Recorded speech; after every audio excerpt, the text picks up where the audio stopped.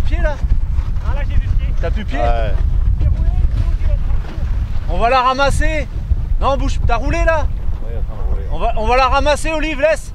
Olivier Nadou est un kitesurfer confirmé. Adhérent à l'association Emerald Kite, ce René qui connaît pourtant bien les lieux ne pensait pas se faire surprendre en cette fin de session.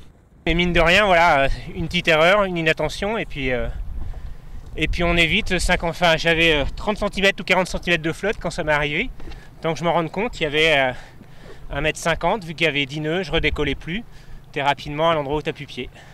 C'est top, ça va éviter de déclencher soit des pêcheurs, soit la SNSM.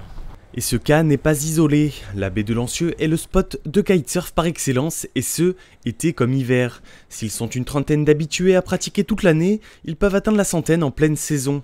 Alors cette sécurité mise en place pour la première fois par Emerald Kite est plutôt bien reçue des passionnés. C'est vraiment pas mal parce que ça a un gros avantage, c'est que si on est en galère, on est sûr que quelqu'un puisse nous ramener, parce que dans ces conditions-là où le vent est plutôt sud, on a tendance à partir au large. Je me suis retrouvé l'aile dans les rochers, la planche partie, donc c'est des situations qui ne sont pas évidentes à gérer et la plupart du temps quand c'est des vents de sud comme ça, on peut perdre son matériel facilement et donc avoir une sécurité au large c'est quand même un plus pour nous tous ici, quoi. Si l'association est plus connue pour les alertes qu'elle véhicule sur le net en cas de conditions idéales, elle ne l'est pas moins pour son dynamisme et son engagement autour de la pratique. Pour Jonathan Glay, à l'origine de l'action, et bien aidé par le centre nautique de Lancieux qui fournit l'embarcation, il est important de respecter quelques principes.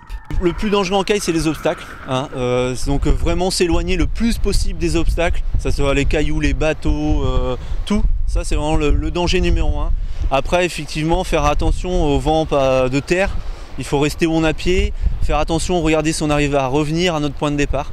Une fois ces consignes assimilées, il ne vous reste plus qu'à prendre le vent et profiter de ce véritable paradis pour les amateurs de glisse.